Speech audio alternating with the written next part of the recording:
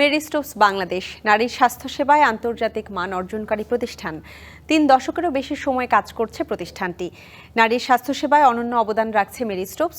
নারীর সুস্থতা শুধু তার একার বিষয় নয়, একটি পরিবার, সমাজ, এমনকি পুরো জাতির সাথে জড়িত। প্রথম মাসিক কিংবা প্রথম অন্তঃসত্ত্বা হওয়ার সময় অনেক কিছুই অজানা থাকে। তাই নারী স্বাস্থ্যের প্রতিটি ধাপেই সতর্ক আর সচেতন পদক্ষেপ দরকার, কেননা ছোট্ট একটি ভুল ডেকে আনতে পারে বড় বিপদ। তাই নতুন মানুষ সৃষ্টির প্রতিটি ধাপে নারীর স্বাস্থ্য সুরক্ষায় পরম আত্মীয় হয়ে পাশে থাকে মেরি স্টোপস। নারীর সুস্বাস্থ্যে মেরি স্টোপস বাংলাদেশের আজকের আয়োজনে আপনাদের সাথে আছি সোনিয়া আফরিন নিশিতা। আমাদের আজকের আলোচনার বিষয় ভ্যাকসিন, প্রতিকারের চেয়ে প্রতিরোধ উত্তম। আমাদের আজকের আলোচনা করার জন্য স্টুডিওতে উপস্থিত আছেন Marie Stopes premium maternity clinic Dhanmondi শাখার কনসালটেন্ট ডাক্তার শেখ শায়লা পারভিন। দর্শক, স্ক্রিনে দেখানো নম্বরে চাইলে আপনারাও ফোন করে নিতে পারেন চিকিৎসকের পরামর্শ। আপনাকে স্বাগত জানাচ্ছি আমাদের আজকের আয়োজনে। আপনার কাছে শুরুতেই জানতে চাইব যে ভ্যাকসিন বা টিকা আসলে একজন মানুষের শরীরে এবং একই সাথে একজন নারীর শরীরে আসলে কেন দরকার? ধন্যবাদ আপা। আচ্ছা, ভ্যাকসিন মেইনলি আমরা নিচ্ছি, এটা হচ্ছে রোগ প্রতিরোধ ক্ষমতাটাকে বাড়ায়। হ্যাঁ, ভ্যাকসিন এতে আমাদের জানতে হবে যে আসলে একটা ভ্যাকসিন কি কাজ করে। তো যখন ভ্যাকসিনটা আমরা যেটা দিচ্ছি সেটা হচ্ছে হয় মানে একটা যে জার্মটা, অর্গানিজমটা, সেটা আমরা হয় মৃত অবস্থায় দিচ্ছি বা ওটার যে কোনো একটা অংশ দিচ্ছি, অথবা একটা উইক ব্যাকটেরিয়া বা ভাইরাস সেটাকে আমরা শরীরের মধ্যে দিচ্ছি। এবং সেটা যখন আমার শরীরে যায়, সে আমাদের যে আমাদের রোগ প্রতিরোধ ক্ষমতার যে সেলগুলো, সেগুলো ওকে রিকগনাইজ করে শরীরের মধ্যে তার রোগ প্রতিরোধ ক্ষমতা, অ্যান্টিবডি যেটা, সেটা তৈরি করে এবং কিছু মেমোরি সেল তৈরি করে রাখে, যে পরবর্তীতে কালে যদি ওই একই ধরনের ভাইরাস বা ব্যাকটেরিয়া দিয়ে সে আক্রান্ত হয়, তাহলে তার হচ্ছে রোগ প্রতিরোধ ক্ষমতা অনেক তাড়াতাড়ি তাকে চিনতে পারে এবং সেই ক্ষেত্রে অনেক তাড়াতাড়ি শরীর তার এগেনস্টে ব্যবস্থা নিতে পারে। সেই ক্ষেত্রে অসুখ বিসুখের হওয়ার সম্ভাবনাটা অনেকটা কমে যাচ্ছে এবং একটা অসুখ হলে সেটার ক্ষেত্রে তার ইমিউনিটি পাওয়ারটা এত বাড়ছে, রোগ প্রতিরোধ ক্ষমতাটা অনেকটা বেড়ে যাচ্ছে। আচ্ছা, সেক্ষেত্রে একজন শিশু যখন জন্মগ্রহণ করছে, তারপরে আসলে তার কোন কোন টিকাগুলো নিতে হচ্ছে? শিশু জন্মের পরে আসলে আমরা যেহেতু একদম ওই সময় তার রোগ প্রতিরোধ ক্ষমতা খুব কম থাকে, এই জন্য ওই সময় তার ভ্যাকসিনটা আসলে অনেক বেশি প্রয়োজন। এই জন্য ওয়ার্ল্ড হেলথ অর্গানাইজেশন থেকে আমাদের একটা ইপিআই শিডিউল, মানে এক্সপ্যান্ডেড প্রোগ্রাম অন ইমিউনাইজেশন, একটা শিডিউল দেওয়া আছে। সেই স্কেডিউল অনুযায়ী আমরা আসলে ইপিআইটা দিয়ে থাকি। যেমন এর মধ্যে BCG, tetanus, then diphtheria, pertussis, whooping cough, then measles, mumps, rubella, hepatitis B, এইসব টিকা আমরা আসলে পর্যায়ক্রমে ও সময় অনুযায়ী আমরা দিয়ে থাকি। এবং অনেক সময় দেখা যায় যে একজন শিশুর তো নির্দিষ্ট সময় পর পর বা কিছুদিন পর পরই আসলে টিকা দিতে হয়। কেউ যদি কোনো ডোজ ভুলে যায়, সেটি কি আসলে কোনো ধরনের প্রভাব ফেলবে? এটার জন্য অবশ্যই তাকে একটা ডেডিকেটেড ভ্যাকসিন সেন্টারের সাথে তাকে যুক্ত থাকতে হবে, কারণ সেখানে তাদের একটা ইপিআই কার্ড মেনটেন করা হয়। সে কার্ডে আজকে যখন সে টিকা দিতে আসবে, এরপরে সে পরবর্তীতে টিকার তারিখটা কখন থাকবে, সেই টিকার তারিখটা মেনটেন করা হয়। আর যেহেতু আমাদের মেরি স্টোপস একটা একদম ডেডিকেটেড ভ্যাকসিন সেন্টার আছে, সেখানে আমরা ডকুমেন্টগুলো রাখি এবং ওই সময়ের আগে আগে আমরা তাদেরকে রিমাইন্ডার দিই এবং বারবার এটা প্রয়োজনীয়তা সম্পর্কে তাদেরকে বলি যে তাদেরকে এই সময় পরে পরে এসে দিতে হবে। আরেকটা প্রচলিত প্রবাদ আছে এরকম যে প্রতিকারের চেয়ে প্রতিরোধ উত্তম। ভ্যাকসিনের ক্ষেত্রে আসলে এই কথাটা কতটা যুক্তিযুক্ত? আসলে এটাই তো সবচাইতে বেশি জরুরি, যে আমি একটা অসুখ হওয়ার পরে সেটার চিকিৎসা করার চাইতে আমি শুরুতেই তাকে হতে দেব না, শুরুতেই তাকে আমি আটকে দেবো। এটাই তো হচ্ছে আমাদের আসলে মূল লক্ষ্য। কারণ হচ্ছে এই যে যেমন আগের দিনে পোলিও হলে একবার পোলিও হলে সেটা যতই আপনি চিকিৎসা করেন না কেন, সেটা তার একটা ক্ষতিকারক দিক সে রেখে যেত, হয়তো বা একটা পা নষ্ট হয়ে যাচ্ছে বা একটা হাত নষ্ট হয়ে যাচ্ছে। সেই পর্যায় পর্যন্ত আমরা যাবো কেন, যদি আমরা ভ্যাকসিনের মাধ্যমে সেটাকে আমরা নাই হতে দিতে পারি। আর অনেক সময় দেখা যায় যে মায়েরা একটা জিনিস নিয়ে অনেক বেশি চিন্তিত থাকেন যে শিশুদের যে ভ্যাকসিন দেওয়ার সময়টা, সেই সময়টায় যদি কোনো শিশুর জ্বর, ঠান্ডা, সর্দি, কাশি এগুলো হয়, সেক্ষেত্রে তিনি চিন্তিত থাকেন যে ওই সময়টায় ভ্যাকসিনটা দেওয়া যাবে কিনা। না, যদি জ্বর থাকে বা অসুস্থতা থাকে ওই সময় আমরা ভ্যাকসিনটা দিতে নিষেধ করি, কিন্তু যখনই সে সুস্থ হবে যত তাড়াতাড়ি সম্ভব ভ্যাকসিনের ডোজটা কমপ্লিট করতে হবে। এবং আরেকটা বিষয় যে ভ্যাকসিন দেওয়ার পরে আসলে শিশুদের জ্বর চলে আসে, সেক্ষেত্রে আসলে মায়েদের মনে এক ধরনের ভীতিও কাজ করে, এতে আসলে কি বলবেন আপনি? না, এখন ভ্যাকসিন নেওয়ার পরে হালকা জ্বর হওয়া, চুলকানি আসা, র্যাশ আসা এগুলো খুবই স্বাভাবিক। যদি এরকম হয়, আমরা সাধারণত টিকা দেওয়ার পরে মাদেরকে এটা বলে দিই যে কি কি সমস্যা হতে পারে, তাহলে সেই অনুযায়ী তার জ্বর আসলে বাচ্চাকে নাপা দেবে বা তার অ্যালার্জিক রিয়াকশন হলে তাকে অ্যান্টিহিস্টামিন দেবে। আর যদি এরকম হয় যে অতিরিক্ত হচ্ছে, তাহলে আমাদের সাথে যোগাযোগ করবে। অনেক সময় দেখা যায় যে টিকার জায়গায় অনেক ব্যথা হয়, লাল হয়ে যায়, বা অনেক সময় সেই জায়গাটা পেকে যাওয়ার ভয় থাকে।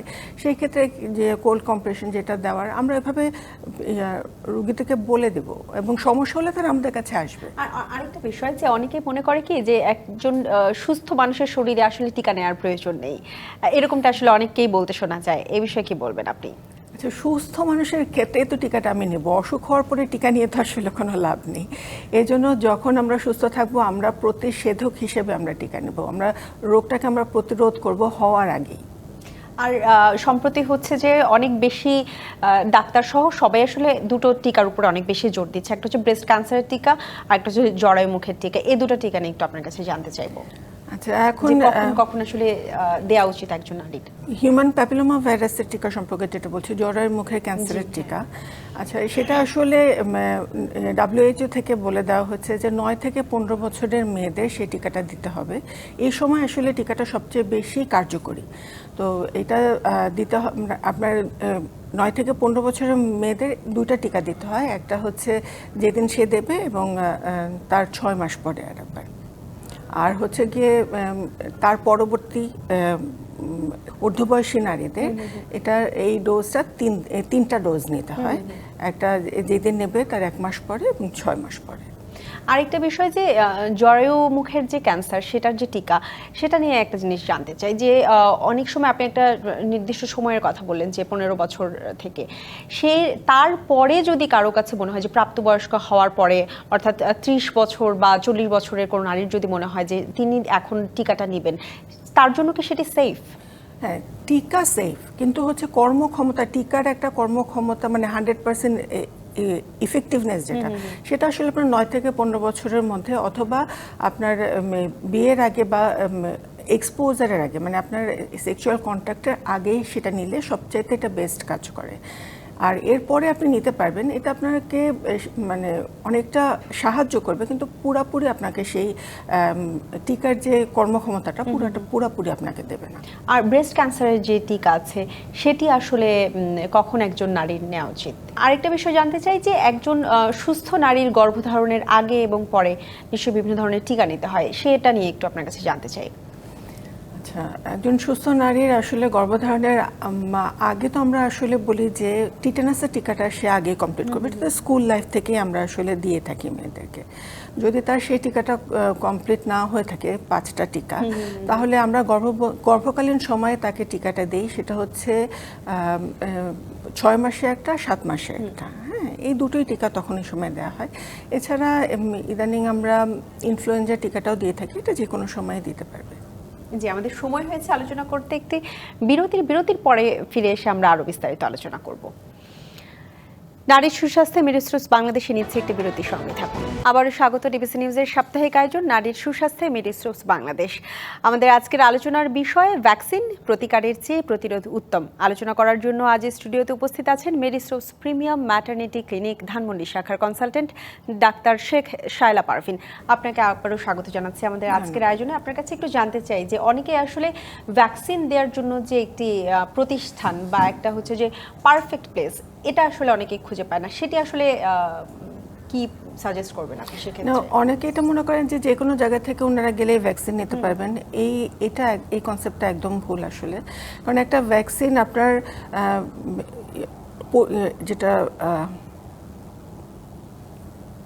একটা ভ্যাকসিনকে আপনার হচ্ছে মনিটরিং করে, মানে ওটাকে প্রিজার্ভ করার জন্য একটা কোল্ড চেইন মেনটেন করতে হয়, একটা ঠান্ডা পরিবেশ রাখতে হয়, যেমন +2 থেকে +8 ডিগ্রি সেন্টিগ্রেডের মধ্যে এটাকে মেনটেন করতে হয়।